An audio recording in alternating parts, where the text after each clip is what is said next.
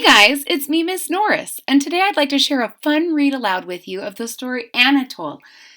Anatole was written in 1956 by Eve Titus, and the pictures are by Paul Galdone, and it's a story of a very sweet and helpful mouse named Anatole. And if you're ready to hear the story, I'm ready to share it with you. I hope you really enjoy it. Here we go. Anatole.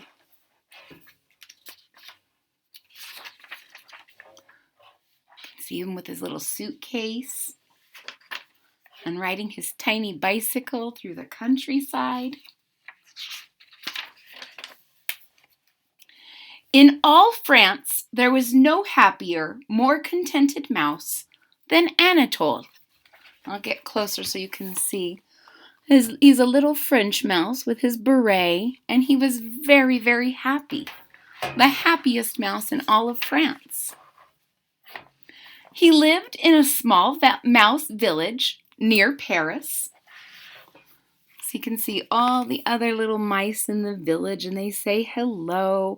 There's mice statues, and it's near Paris. He lived in the mouse village near Paris with his dear wife Dosette and their 6 charming children, Paul and Paulette, Claude and Claudette, and George and Georgette. So there's a lot of little mice in this family, and they all live together in the mouse village near Paris. Every evening, as the sky darkened, the husbands and fathers bicycled along the boulevard toward Paris to find food for their families. Once arrived, they entered people's houses through secret passageways known only to themselves. Anatole's partner was usually Gaston. So at night, all the men mice, they'd ride their little bicycles to Paris to find food for their families, and they have partners. And Anatole's partner is Gaston, usually. One night, while they were looking for leftovers in someone's kitchen, Anatole heard voices from the next room talking about mice. Curious, he crept under the sofa and listened. You can see him under the sofa. "Oh, those terrible mice," complained a woman. "They sneak into my kitchen, they rummage around in my garbage pail, or pull themselves up to the table and take what is there. Sometimes they even nibble at untasted food. This I must throw away. Heaven knows how dirty their paws are." "Oh, they are a disgrace to all of France," said a man angrily. "To be a mouse is to be a villain." Deeply shocked, Anatole ran back to the kitchen. "Gaston, we must leave at once." So he's hearing these humans talk about how disgusting mice are and how they get on their tables, and sometimes they take the leftovers, but sometimes they take food that's not theirs, that's been untasted. They have to throw it out, and Anatole doesn't like the sound of this.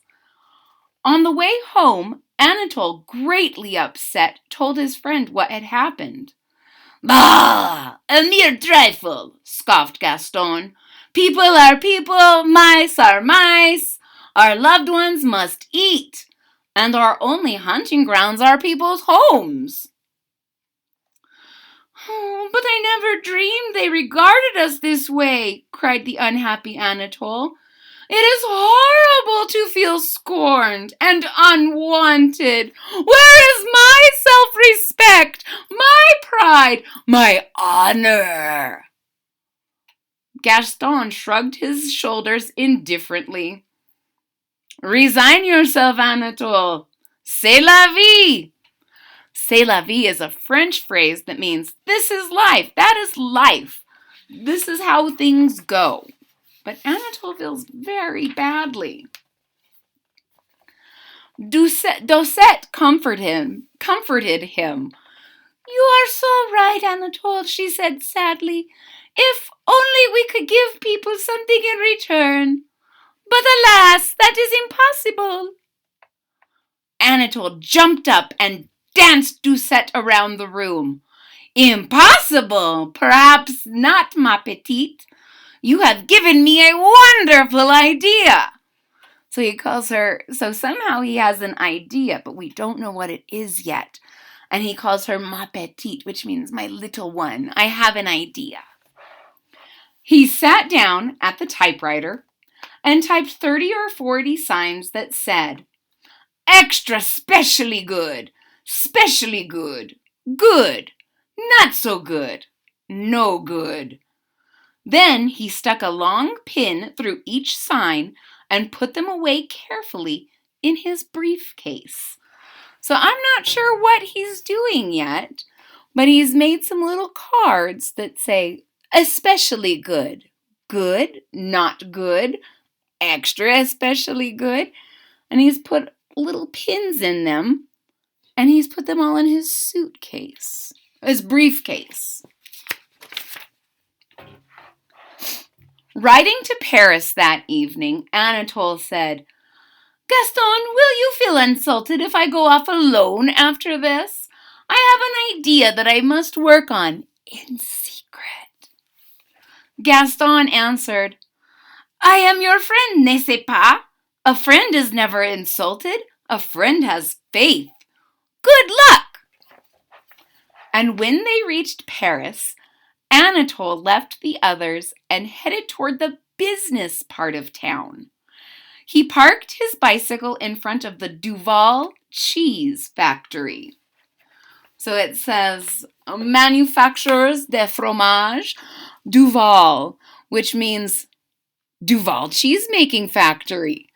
Now, what better place for a mouse to get all the goodies he could want than in a cheese factory? Plus, fromage is fun to say. Try it, fromage. It's just a fancy way to say cheese in French. He squeezed his small mouse's body easily under the door, not forgetting his briefcase. How heavenly it smelled inside. His sensitive nose sniffed many delicious cheeses. Camembert, Port Salut, Bleu, Saint Marceline, Roquefort, Brie. Well, thought Anatole, I mustn't stand here sniffing all night. There's work to be done. He hurried down one dark passageway after another until he found what he was looking for. The cheese tasting room. It was dimly lit, filled with long wooden tables. On them stood great mounds of cheese of all shapes and sizes. So I'm going to get close so you can see cute little Anatole coming in with his briefcase and all the tables of cheese. Seems kind of like my dream come true too, Anatole. Without further delay, Anatole climbed up on the nearest table. First, he tasted a bit of camembert. Couldn't be better. He opened his briefcase, took out an extra especially good sign, and pinned it on the cheese. The next one tasted much too sharp. He used a not so good sign and wrote something on it in pencil. It says, add more goat's milk, and he signed his name, Anatole. Up and down the long rows of cheeses went Anatole for hours and hours, sniffing and tasting and pinning signs. At last his work was finished. Voila! Now the Duval factory will learn a thing or two. Mice are known everywhere as the world's best judges of cheese. And as for myself, I shall bring some home proudly, for I have honorably earned it. So he went and he was the little cheese judge. He tasted all the signs. He wrote whether they were good enough, and if they weren't extra especially good, He wrote a note like, needs more grated onion, or add a little vinegar. Or if they were pretty good, he'd say, even if they were great, he'd say, add another pinch of salt. And so then he took some home because he feels like he has done a really good job. The next morning at the factory, there was great excitement. Everyone wondered who had written the strange little signs. In marched Monsieur Duval himself. "We'll soon see just how much this Anatole knows about cheese." He tasted some Roquefort. "Touché! Anatole is right. This does need more orange peel. Now, listen all of you. Business has been none too good lately. We'll be making cheese Anatole's way, and see what happens." Every night, Anatole left more of his little signs, and every day the cheese workers made more and more changes. Soon, business began to boom. The people of France demanded Duval cheese, or no cheese at all. Orders poured in so fast that Monsieur Duval enlarged his factory and gave everybody a raise in salary. But he couldn't discover who was leaving the little signs.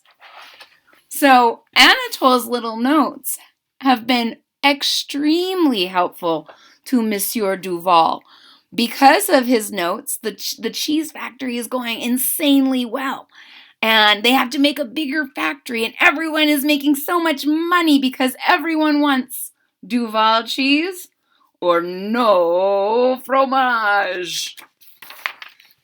But Monsieur Duval still doesn't know who Anatole is. "Why doesn't Anatole appear?" Monsieur Duval asked his secretary. "He deserves to be rewarded. We owe all our good fortune to him." He wrote a little note begging to meet Anatole.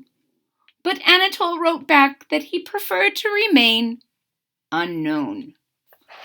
Monsieur Duval even had every employee named Anatole come to his office for questioning, but each one denied that he had left the signs. It was no use. The secret remained a secret. Then, one afternoon, Monsieur Duval rang for his secretary and dictated a very long letter. So Monsieur Duval wants to get to the bottom of this. And he invited everyone who's named Anatole at the factory to come in. And everyone said, it wasn't me. But I think Monsieur Duval has an idea. And we'll find out with this letter. That night, Anatole found the letter. It says, Duval, le meilleur fromage du monde. The best cheese in the world. My dear Anatole, this letter comes to thank you for all you have done. Our success is due entirely to your wonderful work. I am most anxious to meet you in person, but since you prefer to remain unknown, I shall respect your secret. Whoever you are, it is clear that you love cheese greatly. Please help yourself to all the cheese you like, as often as you like. Every night there will be some good French bread left here for you, and chocolate eclairs, and other dainties. How I wish I could reward you more richly. Anatole, we salute you. From now on, we shall think of you fondly as Vice President in charge of cheese tasting. Remember, you are always, underlined, welcome here. With every good wish for your happiness, your friend, Henri Duval. When Doucette saw the letter, she said, No more snooping around in strange people's houses for you. That's finished forever. You are the smartest mouse in the world. So Anatole's wife is very proud of her husband. And Mr. Duval has named him Vice President of Cheese Tasting. And he can have cheese and bread and sweets whenever he likes. Paul and Paulette, Claude and Claudette, George and Georgette climbed up on his chair and hugged him. "We are so proud! Our beloved Papa is now a respectable business mouse." The next day, Anatole invited Gaston to be his helper. The older mouse made a very deep bow. "Gladly I will join you." Then he kissed his friend on both cheeks and cried, "Vive Anatole!" Was he content to sit back and do nothing about our way of life? No, no! He is a mouse of action, a mouse of honor, a mouse magnifique. Now, you might have guessed, magnifique is a French word for magnificent. And look how cute they are. They're besties. Anatole has invited Gaston to join him and be free. And Gaston is saying what a great mouse he is. And so it came to pass, Anatole and his partner worked at the factory side by side in perfect harmony. The secret stayed a secret always. So if you should ever meet a mouse looking for leftovers, you will know at once that it cannot possibly be Anatole, the happiest, most contented mouse in all of France. The end. Ladies and gentlemen, I hope you really enjoyed this story of Vice President Anatole and his cheese tasting ways. If you did, please hit that thumbs up button at the bottom of the page. If you are already a subscriber, thank you so much for your support. It really means a lot to me. If you're not a subscriber yet, click that subscribe button down here at the bottom of the page. And don't forget to click the bell so that you're notified when there's new content. I hope to see you all again real soon. Bye-bye.